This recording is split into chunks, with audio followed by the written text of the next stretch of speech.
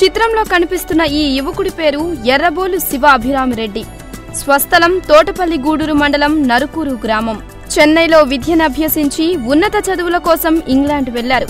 ఇంగ్లాండ్లో MBAను పూర్తి చేశారు.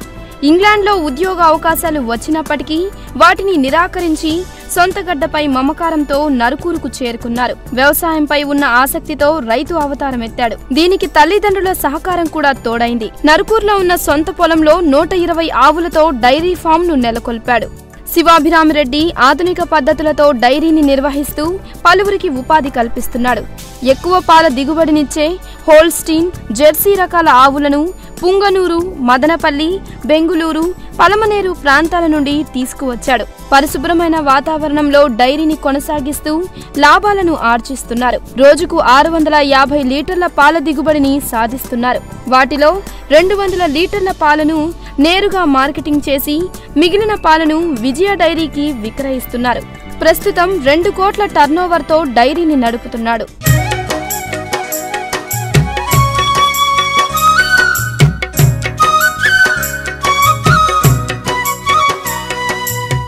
శివాభిరామిరెడ్డి ఆధునిక పద్ధతుల ద్వారా డైరీని ముందుకు తీసుకెళ్తున్నారు.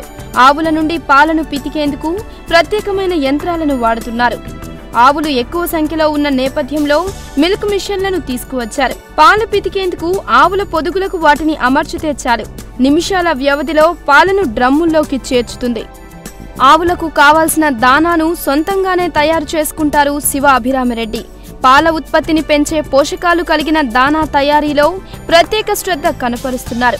పచ్చిగడ్డిని, ఎండుగడ్డిని మిషన్ ద్వారా ముక్కలు ముక్కలుగా కత్తిరించి అందులో పత్తి గింజలు, తరకల తవుడు, మొక్కజొన్న, శనగపొట్టు వంటివి నీళ్లలో కలిపి ఆవులకు మేతగా వేస్తున్నాడు. అంతేకాకుండా మినరల్ మిక్స్చర్, గళ్ళుప్పు, సోడా ఉప్పు కలిపి అందిస్తారు. వీటి ద్వారా ఆవులకు కావలసిన ప్రోటీన్లు, కొవ్వు, ఫైబర్ వంటి పోషకాలు అందుతాయి.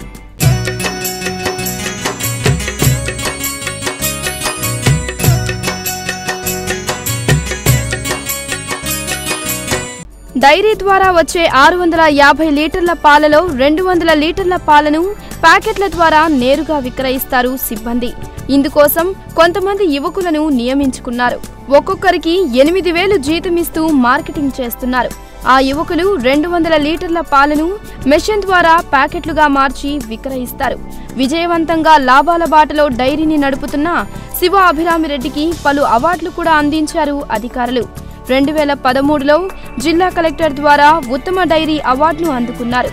అవే కాకుండా పాడి పరిశ్రమలో ఆదర్శంగా నిలిచినందుకు పశుసంవర్ధక శాఖ ఉన్నతాధికారుల ప్రశంసలు అందుకున్నారు.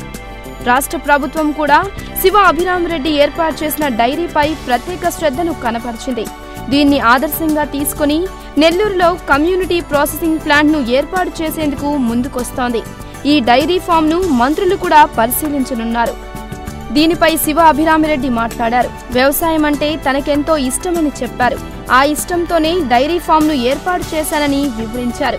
సాధారణంగా అయితే అన్ని డైరీలు రైతు నుండి పాలు సేకరించిన తర్వాత ఆ పాలను కస్టమర్స్కు అందించేందుకు 5 రోజుల సమయం తీసుకుంటాయని చెప్పారు.